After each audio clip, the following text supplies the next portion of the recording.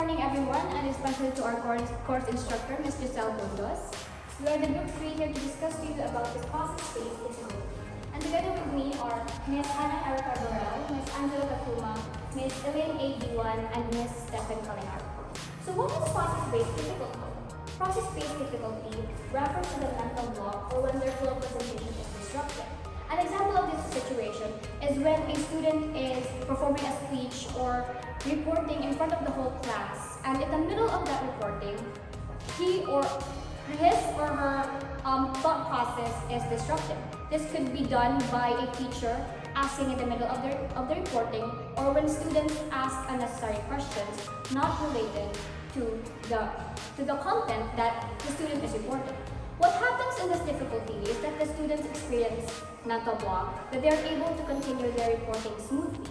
This could result to a lot of stuttering and usage of fillers like ums and uhs or like, or the way they want their speech or their message to come across is not achieved because again their thought process is disrupted.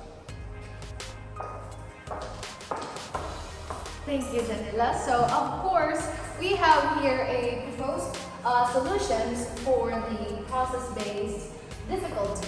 So, the first proposed solution is note-taking. And how does this become a solution? So, in a process-based difficulty, like what Janila said, students will experience mental block during a reporting when there is a sudden interruption or sudden firing away of questions by the educator or the professor or instructor that they have. So thus, we propose that note-taking will be a solution of this problem, that as future educators, instead of firing away questions immediately in between the presentation of the students, you should instead note down your comments or write down your questions instead of firing those questions right at that moment, because sometimes students, especially reporters, because we know that not everyone, students are diverse and not everyone is proficient in the language, especially the English language, and sometimes when they are presenting their reports, they experience mental block, and sometimes they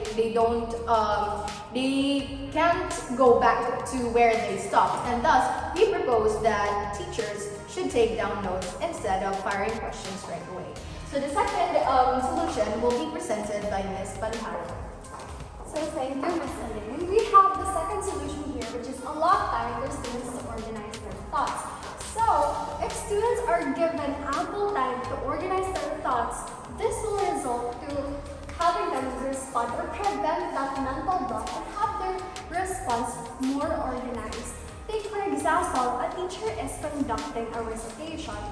What the teacher can do is to first tell them what the question will be and give them at least 3 to 5 minutes to organize their thoughts before responding. This will result to a more organized, more concise, and ultimately a better response. The next proposed solution will be presented by Ms. Hannah Erica Burrell. So thank you very much. So the third proposed solution is asking questions by the end of the lesson.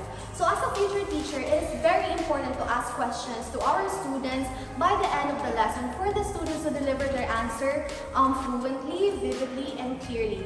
And by asking questions, they can feel that there is no pressure, and then it will lead to a meaningful discussion, feedback, and open forum. So here is Ms.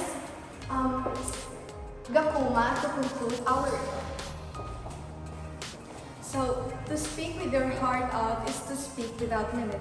It is really important and appreciated when we let another person finish first before talking, commenting, and instead of interrupting. These proposed solutions are just a few among the solutions on the process-based difficulty in teaching English as a second language. So, as a future teacher or a future educator, it is necessary for us to be aware that each student was born different and that each student has their own strengths and weaknesses. And not everyone has the courage to stand in front of a crowd and convey their thoughts and ideas the way they desired it to be. So, asking questions by the end of the lesson, allow time for students to organize their thoughts, and note-taking are just some of the benefits that we can give to the students in order for us to help them in their process of learning and in the process of self-development.